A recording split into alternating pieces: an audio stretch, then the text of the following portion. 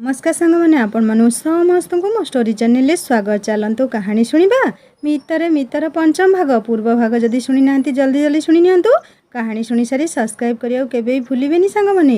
भुवनेश्वर कोठू देखिले गाड़ी आगकू फूलनखरा छक तेलेंगा पेंठ को अतिक्रम करी आगकू गड़िबा सह रास्ता कड़े पवन रे तरंगायित काशतंडीर सुंदर रूप देखी अभिप्सा खूब खुशी होतिला। दीर्घ 1.5 घंटार यात्रा करी जेतेबेले गाड़ी लिजार गाँ माटी को स्पर्श कला लिजार आनंद कहले न सरे। खुशी रे ड्राइवर को देखई देला भाई एई जो आगरे माँ मंगला मंदिर देखा जाउछि सेई गड़ारे गाड़ी गड़िब। अभिप्सा और अर्पिता को निज गाँ ठाकुराणी को देखई माँ को उद्देश्य प्रणाम जणाइला लिजा। 2 मिनिट भितरे घर पाखरे पहुँची गला लिजा। गाड़ी रू ओह्लाई खुशी रे अर्पिता और अभिप्सा हाथ धरी छोट छुआ परी दौड़िला लिजा। विराट बड़ यात्रा पड़िया सामने ग्रामदेवती आस्थान विराट बड़ खंजा घर दुई पाखरे घर आजबेस्ट और छात घर मझिरे विराट बड़ लंबा दुआर गाँ रास्तारू घर मझी दे बाटटीए लंबी जाइथिला नई बंधकू सीधा। घरर प्रवेश पथर बाम पाखरे तुलसी बण पूजा बंधापना थाली धरी छिड़ा होइथिला सेथिप्रति ध्यान नथिला तार। पूजा राजा को बंदापना करी घर को पाछटी नेला। लिजा जाऊ जाऊ कुंढई पकेला ता मामा बाबा को। राजा कथा भूलीगला किछि मुहूर्त पाई। निज खंजार दादा बड़ बापा समस्त को दौड़ी जाई मुंडिया मारी आसिला। साहिर वयस्क जेजीमा माने सबू लिजा को देखा दौड़ी आसी कहले हईलो जाइछु जे जाइछु केते दिन हलानी तते देखिनी लो आउ जोई पुओ कुआडे गला बा ताकू कानी रे बांधी आनीछु ना नाई बा। लिजा लाजई गला समस्त को मुंडिया मारी दौड़िला घर आड़े। समस्त को कहीदेला मु आसुची तांको कथा बुझिकी से नुआ ना आम घरे।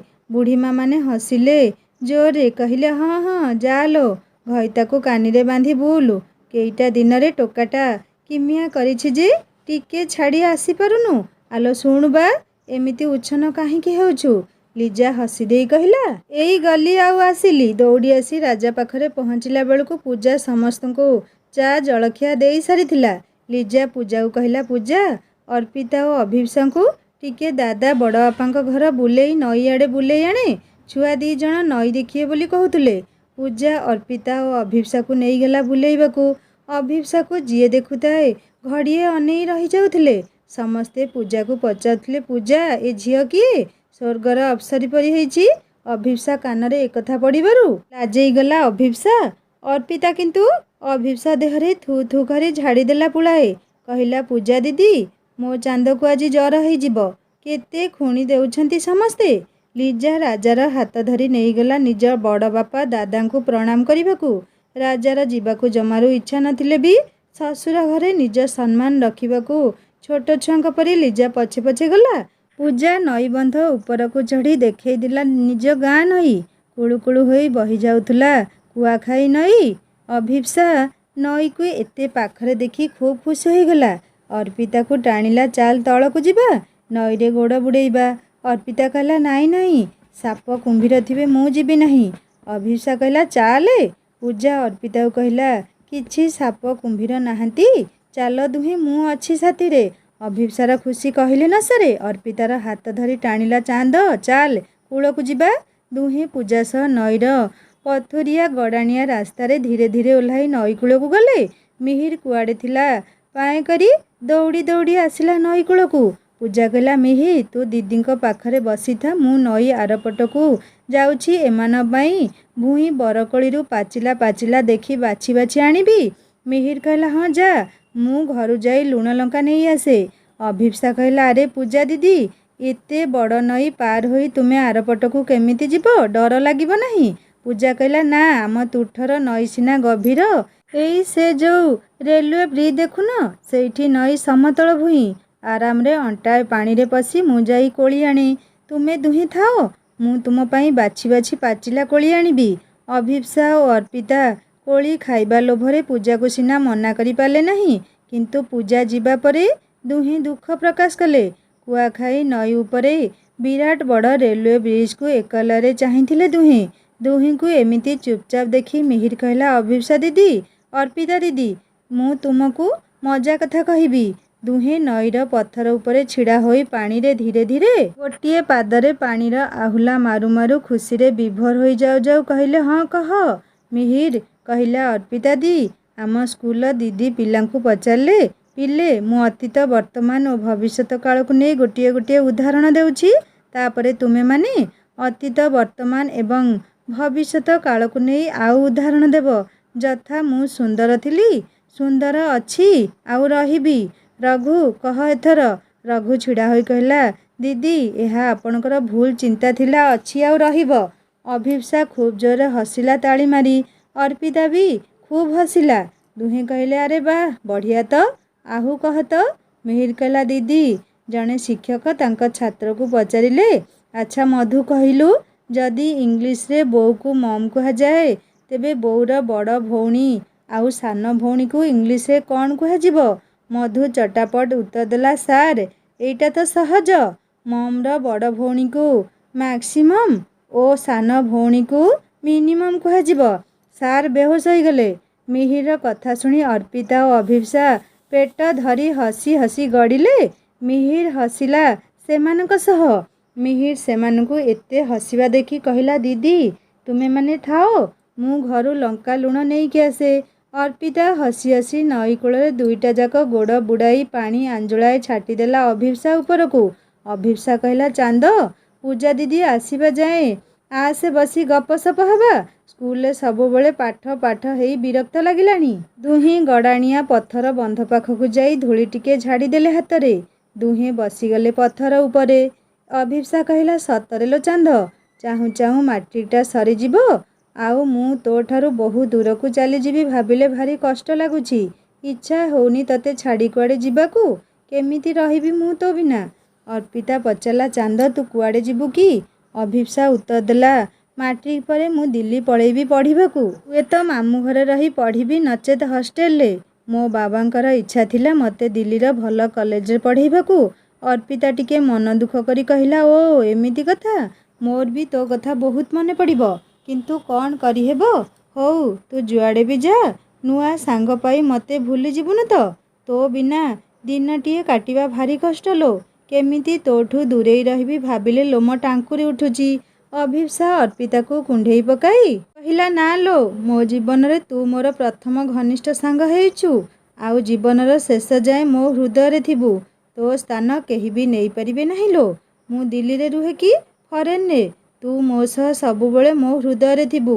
ହଁ, ତୁ ହୁଏତ ନୂଆ ଜୀବନସାଥୀ ପାଇଲେ ମୋତେ ଭୁଲିଯିବୁ। ଅର୍ପିତା ହସି କହିଲା, ନୂଆ ଜୀବନସାଥୀ ମାନେ? ଅଭିପ୍ସା କହିଲା, ମାନେ ଜିଜୁ। ଅର୍ପିତା ହସିଲା ଜୋରରେ। କହିଲା, ଆରେ ତୁ ପାଗଳ ହେଲୁ କି? ଏବେ 7-8 ବର୍ଷ ମୋ ଜୀବନରେ କେହି ବି ଆସିବାର ନାହିଁ। ତୁ ଜାଣୁ, ମୋର ଲଭ୍ ମ୍ୟାରେଜ ପସନ୍ଦ ନୁହେଁ। ଯେବେ ବି ମ୍ୟାରେଜ କରିବି ବାପା ଭାଇଙ୍କ ପସନ୍ଦରେ। ଆଉ ସିଏ ଯିଏ ବି ହେଉଛି ହେଉ, ମୋ ହୃଦୟରେ ତୋ ସ୍ଥାନ କେହି ବି ନେଇପାରିବେ ନାହିଁ। ତୁ ମୋ କଲିଜା। ଅଭିପ୍ସା କହିଲା, ଆରେ ଚାନ୍ଦ, ରହ ରହ, କ'ଣ କହିଲୁ? ଲଭ୍ ମ୍ୟାରେଜ ପସନ୍ଦ ନୁହେଁ, କିନ୍ତୁ କାହିଁକି? ତୁ ଏବେ କାହାର ଝିଅ ହୋଇଅଛୁ ଏବଂ ଦିନେ ପର ଘରକୁ ଯିବୁ, କିନ୍ତୁ ଯାହାକୁ ଜାଣିନଥିବୁ, ଚିହ୍ନି ନଥିବୁ, ତା ସହ ଜୀବନ କେମିତି କାଟିବୁ? ବରଂ ଲଭ୍ ମ୍ୟାରେଜ କଲେ ଜାଣିପାରିବୁ ପିଲାଟା କେମିତି କ'ଣ। ତୋ ମତ ସହ ତା ମତ ମେଳ ଖାଉଛି ନା ନାହିଁ? ଅର୍ପିତା କହିଲା, ନା ଲୋ ଚାନ୍ଦ, ଲଭ୍ ମ୍ୟାରେଜ ସବୁବେଳେ ଦୁଃଖ ଦିଏ। ସେଇଥିପାଇଁ ତ ବଡ଼ମାନେ କୁହନ୍ତି, ଜୀବନରେ ସବୁ କରିବ, କେବେ ଲଭ୍ ମ୍ୟାରେଜ କରିବ ନାହିଁ। ଅଭିପ୍ସା କହିଲା, ଚାନ୍ଦ, ଯେଉଁମାନେ କୁହନ୍ତି ସେମାନେ କାହିଁକି ବଡ଼ମାନଙ୍କ ଉପଦେଶ ମାନିଲେ ନାହିଁ? ତାହେଲେ ମୋର ବାହାଘର ବିଷୟରେ କିଛି ଧାରଣା ନାହିଁ, ତଥାପି ଏତିକି ଜାଣେ, ଯେଉଁଠି ପ୍ରେମ, ବିଶ୍ୱାସ ଓ ଭଲ ପାଇବା ସହ ସମର୍ପଣ ଭାବ ଥାଏ, ସେଠି ଜୀବନ ମଧୁମୟ ହୁଏ। ତେଣିକି ସେ ଲଭ୍ ମ୍ୟାରେଜ ହେଉ କି ଆରେଞ୍ଜ ମ୍ୟାରେଜ। ମୁଁ ଜାଣିନି ମୁଁ ଲଭ୍ ମ୍ୟାରେଜ କରିବି କି ଆରେଞ୍ଜ ମ୍ୟାରେଜ, କିନ୍ତୁ ଯିଏ ବି ମୋ ଜୀବନରେ ଆସିବ, ମୋ ସମ୍ପୂର୍ଣ୍ଣ ଭଲ ପାଇବା, ବିଶ୍ୱାସ ଓ ସମର୍ପଣ ରହିବ ତା ପ୍ରତି। ସମ୍ପର୍କଟା ଭାରି ଅମୂଲ୍ୟ ଲୋ ଚାନ୍ଦ। ଜଣେ ପାଖରେ ଥିଲାବେଳେ ଆମେ ତାର ଅଭାବ ହେଉ କି ମହତ୍ତ୍ୱ କେବେ ଅନୁଭବ କରିପାରିନୁ, କିନ୍ତୁ ସେ ନିଜ ଲୋକଟି ଯେତେବେଳେ ଦୂରେଇ ଯାଏ ନା ଆମ ଜୀବନରୁ ସବୁଦିନ ପାଇଁ କେଉଁ ଏକ ଅଜଣା ରାଇଜକୁ, ସେତେବେଳେ ଆମେ ବୁଝୁ ସମ୍ପର୍କ କ'ଣ। ଏତିକିରେ ଅଭିପ୍ସାର ଆଖି ଛଳ ଛଳ ହୋଇ ଉଠିଲା। ଅଭିପ୍ସାର ଆଖି ଛଳ ଛଳ ଦେଖି ଅର୍ପିତା କହିଲା, ଚାନ୍ଦ, ତୁ କାନ୍ଦୁଛୁ କାହିଁକି? ଲୁହଗୁଡ଼ିକୁ ପୋଛିଦେଇ ଅଭିପ୍ସା କହିଲା, ନା ରେ ବାବା, ବାବାଙ୍କ କଥା ମୋର ବହୁତ ମନେ ପଡ଼ୁଛି ଆଜି। ମୋ ବାବା ମୋ ଜୀବନର ସବୁଠୁ ପ୍ରିୟ ମଣିଷ ଥିଲେ, କିନ୍ତୁ ଭଗବାନ ତାଙ୍କୁ ମୋ ଠାରୁ ଛଡ଼େଇ ନେଲେ ରେ। ଚାହୁଁ ଚାହୁଁ ବର୍ଷେ ବିତିଗଲା ଲୋ। ଅର୍ପିତା ନିଜ ହାତରେ ଅଭିପ୍ସାର ଲୁହକୁ ପୋଛି ଦେଇ କହିଲା, ଚାନ୍ଦ ଲୋ, ମୁଁ ଜାଣିନି ଅଙ୍କଲଙ୍କର କ'ଣ ହେଇଥିଲା, କିନ୍ତୁ ମୋ ଜେଜେମା କୁହେ ଭଗବାନ କୁଆଡ଼େ ସବୁବେଳେ ଭଲ ଲୋକମାନଙ୍କୁ ନିଜ ପାଖକୁ ଶୀଘ୍ର ନେଇଯାଆନ୍ତି। ଏତିକିରେ ମିହିର ହଠାତ୍ ପଛଆଡ଼ୁ କହିଲା, ଦିଦି ମୁଁ ଆସିଗଲି। ଅଭିପ୍ସା ନିଜ ଲୁହକୁ ପୋଛି ମାଟିକୁ ଛାଟି ଦେଇ ସାମାନ୍ୟ ହସିଦେଲା। ଅର୍ପିତା କହିଲା, ହେଇ ତ ପୂଜା ଦିଦି ଆସିଲେଣି। ପୂଜା ଆସି ପହଞ୍ଚି ସମସ୍ତଙ୍କୁ ଭୂଇଁ ବରକୋଳି ବଢ଼େଇ ଦେଲା ଖାଇବାକୁ। ଅର୍ପିତା ଅଭିପ୍ସା କହିଲେ, ଦିଦି ଘରକୁ ଚାଲ ଯିବା, ଭାଇ ବ୍ୟସ୍ତ ହେଉଥିବେ। କୋଳି ଆମେ ଘରେ ଗଲେ ଧୋଇ କରି ଖାଇବୁ। ସମସ୍ତେ ଘରକୁ ଗଲେ। ଲିଜା ବସିଥିଲା ରୋଷେଇ ଘରେ। ସମସ୍ତଙ୍କୁ ଦେଖି କହିଲା, ଆସିଲ ସମସ୍ତେ, ଚାଲ କ'ଣ ଜଳଖିଆ କରିଦେବ। ପୂଜାକୁ କହିଲା, ପୂଜା ଯା ବାବା ଆଉ ତୋ ଭାଇଙ୍କ ପାଇଁ ଏ କଚୋଡ଼ି, ବରା ଆଉ ପକୋଡ଼ି ଦେଇ ଆସେ। ଆମ ରୁମ୍ରେ ଆମେ ସମସ୍ତେ ଏକାଠି ଖାଇବା। ରାଜାକୁ ଦେଇସାରି ସମସ୍ତେ ଲିଜା ରୁମ୍ରେ ଜଳଖିଆ ଖାଉ ଖାଉ ଅର୍ପିତା ପଚାରିଲା, ଭାଉଜ ଏ ରୁମ୍ରେ ତୁମେମାନେ ଶୁଅ ନା? ଲିଜା କହିଲା, ହଁ ମୁଁ ଆଉ ପୂଜା ଶୋଉ। ଅର୍ପିତା କହିଲା, ଭାଉଜ ତୁମ ଆଲବମ୍ ସବୁ ଦେଖାଅ। ଲିଜା ଉଠିପଡ଼ି ଆଲବମ୍ ଦେଖାଉ ଦେଖାଉ ଅଭିପ୍ସା କହିଲା, ଭାଉଜ ଏ ଆଲମିରାରେ ତୁମ ଡ୍ରେସ୍ ସବୁ ନା? ଲିଜା ଖଟରୁ ଓହ୍ଲାଇ ନିଜ ଡ୍ରେସ୍ କଲେକ୍ସନ୍ ଦେଖାଉ ଦେଖାଉ ଅର୍ପିତା କହିଲା, ୱାଓ ଭାଉଜ କି ସୁନ୍ଦର ସୁନ୍ଦର ଡ୍ରେସ୍, ପିନ୍ଧିଲ ପିନ୍ଧିଲ ଗୋଟିଏ। ଲିଜା ଅର୍ପିତା ବାଛିଥିବା ଡ୍ରେସ୍ରୁ ଗୋଟେ ପିନ୍ଧି ପକେଇଲା ଖୁସିରେ। ଡ୍ରେସ୍ ପିନ୍ଧି ଅର୍ପିତା ଓ ଅଭିପ୍ସାକୁ ସାଥିରେ ଧରି ସାହି ପଡ଼ିଶା ଘର ଆଡ଼େ ବୁଲି ଆସିଲା ଟିକେ। ହସ ଖୁସିରେ ବୁଲାବୁଲି ସାରି ଖାଇ ବସିଲେ ସମସ୍ତେ। ଅଭିପ୍ସା କହିଲା, ଭାଉଜ ମୋତେ ବି ଚାନ୍ଦ ସହ ଭେଜ୍ ଦିଅ। ଅର୍ପିତା କହିଲା, ଆରେ ନାଇଁ ନାଇଁ ତୁ ନନ୍ଭେଜ୍ ଖା, ମୁଁ ଭେଜ୍ ଖାଇବି। ଅଭିପ୍ସା ଜମାରୁ ରାଜି ହେଉନଥିଲା। ଅର୍ପିତା ରାଣ ନିୟମ ପକେଇବାରୁ ନନ୍ଭେଜ୍ ଖାଇବା ପାଇଁ ରାଜି ହେଇ ବସିଲା। ଅର୍ପିତା ଆଉ ଏକ ଘରେ ଖାଇବାକୁ ବସିଲା। ରାଜା, ଲିଜା, ମିହିର, ଅଭିପ୍ସା ସମସ୍ତେ ଏକାଠି ଖାଇବା ପାଇଁ ବସିଲେ। ପୂଜା ଅର୍ପିତା ପାଖରେ ରହିଲା। ବେଶ୍ ହସ ଖୁସିରେ ମଜା ଥଟ୍ଟା କରି ଖାଉଥିଲେ ସମସ୍ତେ। ଖାଇବା ଅଧାରୁ ପୂଜା ଆସି ଡାକିଲା, ଅପା ଖାଇସାରିଲୁଣି? ଅଙ୍କିତ ଭାଇ ଆସିଛନ୍ତି ତତେ ଦେଖା କରିବାକୁ। ଲିଜା ଖୁସି ହେଇଗଲା। କହିଲା, ଅଙ୍କିତ ଆସିଛନ୍ତି? ମୋ ବାହାଘରକୁ ଆସିଲା ନାହିଁ, ଆଜି ଆସିଛି। ଏତିକି କହି ଖୁସିରେ ଖାଇବା ଅଧାରୁ ଉଠିଗଲା ଲିଜା। ଏତେ ଦିନ ପରେ ପ୍ରିୟ ବନ୍ଧୁ ତଥା କ୍ଲାସମେଟ୍ ଅଙ୍କିତକୁ ଦେଖି ବହୁତ ଖୁସି ହୋଇଗଲା ଲିଜା। ହାଇଦ୍ରାବାଦରେ ଚାକିରି କରୁଥିବାରୁ ଲିଜା ବାହାଘରକୁ ଆସିପାରି ନଥିବାରୁ ଅଙ୍କିତ ଯେତେ କ୍ଷମା ମାଗିଲେ ବି ଲିଜାର ତା ଉପରେ ଅଭିମାନ ବହୁତ। ମାନ ଅଭିମାନ ଭିତରେ ଅଙ୍କିତକୁ ଘର ଭିତରକୁ ଡାକିବାକୁ ଭୁଲିଗଲା ଲିଜା। ବହୁତ କଷ୍ଟରେ ଲିଜାର ଅଭିମାନ ଦୂର କରି ଅଙ୍କିତ କହିଲା, ଲିଜା ଆଜି ଯାଉଛି ବାହାରେ ଚାକିରିକୁ, ଯୋଗ ଦେଖ ତୋର ଆଜି ଆସିବାର ଥିଲା ଜାଣି ବହୁତ ଖୁସି ହୋଇଯାଇଥିଲି। ଆଉ ଘଣ୍ଟାଏ ଭିତରେ ମୋର ଟ୍ରେନ୍ ଟାଇମ୍, ମୁଁ ଆସୁଛି ଏବେ। ଯାହା ହେଉ ତୋ ସହ ଦେଖା ହୋଇଗଲା। ମୁଁ ଯିବି କେବେ ତୋ ଘରକୁ, ଆଉ ତୋ ହିରୋକୁ ମୋ ଶୁଭେଚ୍ଛା ଦେବୁ। ଲିଜା ହଠାତ୍ ଅଙ୍କିତର ହାତ ଧରି ନେଇ କହିଲା, ଆରେ ଏମିତି ଦୁଆରୁ ଦୁଆରୁ ପଳେଇବୁ, ଚାଲ ତାଙ୍କ ସହ ଦେଖା କରି ଯିବୁ, ବାବା ମାମାଙ୍କୁ ଦେଖା କରିବୁ। ଅଙ୍କିତ କହିଲା, ଦାଦା ଖୁଡ଼ିଙ୍କ ସହ ତ ଦେଖା ହୋଇଛି, ଖାଲି ତୋ ହିରୋ ସହ ଦେଖା ହେଇନି। ମୁଁ ଯିବି ରେ ତୋ ଘରକୁ, କେବେ ଯିବି ନିଶ୍ଚୟ। ଏବେ ହାତରେ ସମୟ ନାହିଁ, ବହୁତ ଗୁଡ଼ାଏ ପ୍ୟାକିଂ କରିବାର ଅଛି। ଧ ତୋ ଗିଫ୍ଟ। ଏହା କହି ରାଜା ଓ ଲିଜା ପାଇଁ ଆଣିଥିବା 2ଟି ଘଣ୍ଟା ଧରେଇ ଦେଇ ପଳେଇଲା ଅଙ୍କିତ। ଲିଜା ଖୁସି ହୋଇ ପଛକୁ ଫେରୁ ଫେରୁ ନଜର ପଡ଼ିଲା ତାକୁ ଝରକା ଦେଇ ଏକଲରେ ଚାହିଁଥିବା ରାଜାକୁ। ରାଜାକୁ ଏମିତି ଅନେଇଥିବା ଦେଖି ଲିଜା ଛାତିରେ ଛନକା ପଶିଗଲା। ଅଜଣା ଭୟରେ ତା ଶରୀରରେ ଶିହରଣ ଖେଳିଗଲା। ପାଦ ଦୁଇଟି ଯେମିତି କିଏ ଶିକୁଳି ପକେଇ ଦେଇଥିଲା। ପାଦ ଦୁଇଟି ଯେଉଁଠି ଥିଲା ସେଠାରୁ ପାଦେ ଆଗକୁ ଉଠୁ ନଥାଏ। ଲିଜା ମୁହଁରେ ଫୁଟି ଉଠିଥିବା ଖୁସି ପାଣି ଫୋଟକା ପରି ଅଚାନକ କୁଆଡ଼େ ମଉଳିଗଲା। ତଥାପି ଲିଜା ପରିସ୍ଥିତିକୁ ଆୟତ୍ତକୁ ଆଣିବାକୁ ଚେଷ୍ଟା ବଳବତ୍ତର ରଖି ସମସ୍ତ ସାହସ ଓ ଶକ୍ତି ଲଗାଇ ମୁହଁରେ ଜବରଦସ୍ତିଆ ଶୁଖିଲା ହସଟିଏ ହସିଦେଲା ରାଜା ମୁହଁକୁ ଚାହିଁ। ଧୀରେ ଧୀରେ ରୁମ୍କୁ ଆସି ରାଜା ହାତକୁ ବଢ଼େଇ ଦେଲା ଘଣ୍ଟା ଦୁଇଟି। ରାଜା ନିରୁତ୍ତର ଥିଲା। ରାଜା କିଛି କହିବା ପୂର୍ବରୁ ଅର୍ପିତା ଘଣ୍ଟା ଦୁଇଟି ନେଇ କହିଲା, ୱାଓ କି ସୁନ୍ଦର ଘଣ୍ଟା ହେଇଛି, ଭାଇ ଦେଖେଇଲୁ ଦେଖେଇଲୁ ତୋ ହାତ।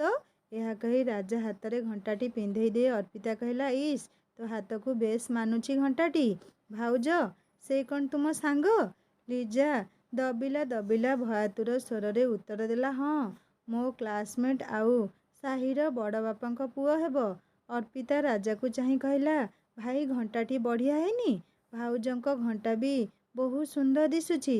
ରାଜା ସ୍ମିତ ହସଟିଏ ଖେଳେଇ ଦେଲା ନିଜ ଓଠରେ। ରାଜାର ହସ ଦେଖି ଲିଜା ପିଣ୍ଡରେ ପ୍ରାଣ ସଞ୍ଚରିତ ହେବା ପରେ ଟିକେ ଆଶ୍ୱସ୍ତ ହୋଇଥିଲା। ରାଜା କାନ୍ଥରେ ଟିକ୍ ଟିକ୍ ହୋଇ ଚାଲୁଥିବା ଘଣ୍ଟାକୁ ଚାହିଁ ପୂଜାକୁ କହିଲା, ପୂଜା, ବାବା କୁଆଡ଼େ ଗଲେ? ଆମେ ଏବେ ବାହାରିବୁ, ସନ୍ଧ୍ୟା ହେଇଯିବ। ପୂଜା କହିଲା, ଭାଇ ମୁଁ ଯାଉଛି ମାମାଙ୍କୁ କହିଦିଏ। ପୂଜା ଉଠି ପଳେଇଲା। ଲିଜା ଅର୍ପିତା ଓ ଅଭିପ୍ସାକୁ ନିଜ ରୁମ୍କୁ ନେଇଗଲା। ସମସ୍ତେ ନୂଆ ପିନ୍ଧି ବାହାରିଲେ। ଲିଜାର ଆଖିରେ ଆଖିଏ ଲୁହ। ପୂଜା ଓ ତା ମାମାଙ୍କୁ ଧରି କାନ୍ଦିଲା ଶାଶୁଘର ବିଦା ହେଉଥିବା ସଦ୍ୟ ବିବାହିତା କନ୍ୟାଟି ପରି। ସବୁ ଝିଅମାନଙ୍କ ପାଇଁ ବାପଘର ଏକ ସୁନ୍ଦର ପୃଥିବୀ ଅଟେ। ସବୁ ସୁଖ ଶାନ୍ତିର ଯେମିତି ଏହା ଗନ୍ତାଘର ଅଟେ। ଶାଶୁଘରେ ଯେତେ ଖୁସିରେ ଥିଲେ ବି ଝିଅଟିଏ ଅନ୍ତରରେ ସବୁବେଳେ ବାପଘରକୁ ଝୁରୁଥାଏ ଜୁଇକୁ ଯିବା ଯାଏଁ। କୃଷକଟି ଦିନସାରା ତା ବିଲରେ ଖଟି ଖଟି ଯେତେବେଳେ ସଞ୍ଜ ନଇଁ ଆସିଲେ ତା ବସାକୁ ଫେରି କ୍ଳାନ୍ତି ମେଣ୍ଟାଇ ଆନନ୍ଦିତ ହୁଏ, ଠିକ୍ ସେମିତି ଶାଶୁଘରେ ନିଜ ସୁଖ ଦୁଃଖ ଶରୀରର କ୍ଳାନ୍ତି, ନିଜ ଅବସାଦ ତଥା ନିଜ ପସନ୍ଦ ନାପସନ୍ଦ ଭୁଲି ଘରଟି ପାଇଁ ନିଜକୁ ଉତ୍ସର୍ଗୀକୃତ କରିଦେଇଥାଏ। ଆଉ ଯେତେବେଳେ ବାପଘର ଅଗଣାରେ ତା ପାଦ ପଡ଼ିଯାଏ, ତା ମନରେ ଅଫୁରନ୍ତ ଆନନ୍ଦର ଲହରୀ ତରଙ୍ଗାୟିତ ହୁଏ। ସେ ନିଜର ସବୁ ଦୁଃଖ କଷ୍ଟ ଭୁଲିଯାଏ କ୍ଷଣକରେ। ଲିଜାର ନାରୀ ସୁଲଭ ଗୁଣ ବା ସେଥିରୁ କିପରି ବାଦ୍ ପଡ଼ିବ? ଲିଜାର କୋହ ଦେଖି ସାଇ ପଡ଼ିଶା ଗଦା ହୋଇଯାଇଥିଲେ। ସମସ୍ତେ ସାନ୍ତ୍ୱନା ଦେଉଥିଲେ ଲିଜାକୁ। ସମସ୍ତେ ଲିଜାକୁ ଉପଦେଶମାନ ଶୁଣାଉଥାନ୍ତି। ଯାଲୋ ମା, ଶାଶୁଘରେ ସମସ୍ତଙ୍କ ମନ ନେଇ ଚଳିବୁ। ସେ ଘର ତୋର, ସେ ପରିବାର ତୋର, ପରିବାରକୁ ବାନ୍ଧି ରଖିବୁ, ବାପା ଭାଇଙ୍କ ନାଁ ରଖିବୁ, ଇତ୍ୟାଦି ଇତ୍ୟାଦି। ଅଭିପ୍ସା ବଡ଼ ଆଶ୍ଚର୍ଯ୍ୟ ହେଉଥିଲା ଲିଜାକୁ ଏତେ ଜୋରରେ କାନ୍ଦୁଥିବା ଦେଖି। ଅର୍ପିତା କାନରେ କହିଲା, ଆରେ ଚାନ୍ଦ, ଭାଉଜ ତ ଭଲରେ ଅଛନ୍ତି, ପୁଣି ଏତେ କାନ୍ଦୁଛନ୍ତି କାହିଁକି? ଅର୍ପିତା କହିଲା, ଆରେ ମୁଁ ବି ତ ସେଇଆ ଭାବୁଛି। ଲିଜା ଗାଡ଼ିରେ ବସିବା ପରେ ଅର୍ପିତା ଓ ଅଭିପ୍ସା ଗାଡ଼ିରେ ବସିଲେ। ରାଜା ପୂର୍ବରୁ ଗାଡ଼ିରେ ବସି ସାରିଥିଲା। ଗାଡ଼ି ଆଗକୁ ବଢ଼ିଲା। ଅର୍ପିତା ଓ ଅଭିପ୍ସା ଲିଜାକୁ ସାନ୍ତ୍ୱନା ଦେବା ପରେ ଲିଜା କିଛି ବାଟ ଯିବା ପରେ ଚୁପ୍ ହୋଇଯାଇଥିଲା। ଅଭିପ୍ସା ଅର୍ପିତାକୁ କହିଲା, ଚାନ୍ଦ, କାଲି ସକାଳୁ ମୁଁ ଘରକୁ ପଳେଇବି। ଆସୁ ଆସୁ ଗୁରୁବାର ହୋଇଯିବ। କାଲିର ଯାହା ପଢ଼ା ହେବ ମୋତେ ଆସିଲେ ଦେବୁ। ମଙ୍ଗଳବାରଠାରୁ ତ ସ୍ପୋର୍ଟସ୍ ଅଛି। ସମସ୍ତେ ଗପସପ ହୋଇ କେତେବେଳେ ଘରେ ପହଞ୍ଚି ସାରିଥିଲେ ବାଟ ଜଣାପଡ଼ିଲା ନାହିଁ। ରାତିରେ ଲିଜା କିଛି ଖାଇଲା ନାହିଁ। କାହିଁକି ନା କୁହାଯାଏ ବାପଘର ଝିଅ ଶାଶୁଘରକୁ ଆସି ରାତିରେ ଖାଇଲେ ଭାଇମାନେ ଗରିବ ହୋଇଯାଆନ୍ତି। ଲୋକ କଥା ଯେହେତୁ ସମସ୍ତେ ମାନୁଛନ୍ତି, ଲିଜା ବା କେମିତି ଅମାନ୍ୟ କରିବ? କେଉଁ ଭଉଣୀ କ'ଣ କେବେ ନିଜ ଭାଇର ଅମଙ୍ଗଳ ଚିନ୍ତା କରେ? ରାଜା ଖାଇ ପିଇ ଚୁପଚାପ ରୁମ୍କୁ ଚାଲିଗଲା। ସମସ୍ତେ ଖାଇସାରିବା ପରେ ଲିଜା ନିଜ ରୁମ୍କୁ ଗଲା। ଲିଜା କବାଟ ଆଉଜାଇ ହୁଡ଼କା ଦେବା ପୂର୍ବରୁ ରାଜା ତମତମ ହୋଇ ଖଟରୁ ଓହ୍ଲାଇ ତକିଆ ଆଉ ବେଡସିଟ୍ ଧରି ବାହାରକୁ ବାହାରି ଯିବାକୁ ଚେଷ୍ଟା କରିବା ବେଳେ ଲିଜା ହାତ ଯୋଡ଼ି କହିଲା, କ'ଣ ହେଇଛି ମୋତେ କୁହ। ଏମିତି ବାହାରକୁ ଯାଇ ମୋତେ ଅପମାନିତ କର ନାହିଁ। ରାଜା ପେଲିଦେଲା ଲିଜାକୁ। ଲିଜା ଦୁଇ ହାତ ଦୂରରେ ଝରକା ଗ୍ରିଲରେ ପିଟି ହୋଇ ଦୁଲକିନା ପଡ଼ିଲା ତଳେ। ରାଜାର ସେଥିପ୍ରତି ଧ୍ୟାନ ନଥିଲା। ଲିଜା ନିଜ ପାରୁ ପର୍ଯ୍ୟନ୍ତ ବଳ ଲଗାଇ ଉଠି ଆସି ରାଜାର ଗୋଡ଼ ତଳେ ପଡ଼ି କହିଲା, ପ୍ଲିଜ୍ କୁଆଡ଼େ ଯାଅ ନାହିଁ, ମୁଁ ଏଇଠି ତଳେ ଶୋଇପଡ଼ିବି। ରାଜା କହିଲା, ନା, ମୁଁ ଛାତ ଉପରେ ଶୋଇବି। ଲିଜା କହିଲା, ପ୍ଲିଜ୍ କ'ଣ ହେଇଛି କୁହ। ରାଜା କିଛି କହିଲା ନାହିଁ। ଲିଜା ନୀରବ ରହିବା ଉଚିତ ମନେକରି ତକିଆ ବେଡସିଟ୍ ଧରି ତଳେ ଗଡ଼ିବାକୁ ଯାଉଛି। ରାଜା ରାଗରେ ପାଖରେ ଥୁଆ ହୋଇଥିବା ପାଣି ବୋତଲ ଫୋପାଡ଼ିଲା। ବୋତଲଟି ବାଜିଲା ଲିଜା ପିଠିରେ। ଲିଜା ଆଖିରୁ ଲୁହ ଝରି ପଡ଼ିଲା ବୋତଲ ମାଡ଼ରେ। ନିଜର ଆଘାତ ଜନିତ କଷ୍ଟକୁ ପାଟି ବନ୍ଦ ରଖି ଲୁହ ଦେଇ ବହିଯିବାକୁ ଦେଲା ପଛେ ଟିକେ ବି ପାଟି ଖୋଲିଲା ନାହିଁ। ପଶୁତ୍ୱର ସବୁ ସୀମା ବୋଧେ ପାର କରିଯାଇଥିଲା ରାଜା। ଥରଟିଏ ସମବେଦନା ଜଣାଇବାକୁ ବି ଉଚିତ ମନେକଲା ନାହିଁ। ହଠାତ୍ କବାଟରେ ଠକ୍ ଠକ୍ ଶବ୍ଦ ଶୁଣି ଚମକିଗଲା ଲିଜା। ସ୍ପଷ୍ଟ ଶୁଭୁଥିଲା, ଲିଜା, ଲିଜା, କବାଟ ଖୋଲ, କ'ଣ ହେଲା? ରାଜା ମୁହଁକୁ ଚାହିଁବାର ଅବକାଶ ନଥିଲା ଲିଜାର। ତରବର ହୋଇ ତଳେ ପାରିଥିବା ବେଡସିଟ୍ ତକିଆ ଉଠାଇ ଖଟ ଉପରେ ଥୋଉ ଥୋଉ ଜବାବ ଦେଲା ଲିଜା, ଆଜ୍ଞା ବୋଉ, ଖୋଲୁଛି। ରାଜାକୁ ହାତ ଯୋଡ଼ି କହିଲା, ପ୍ଲିଜ୍ ଶାନ୍ତ ହୁଅ। କ'ଣ କହିବାର ଅଛି ମୋତେ କୁହ। ବାପା ବୋଉଙ୍କୁ କିଛି କୁହ ନାହିଁ।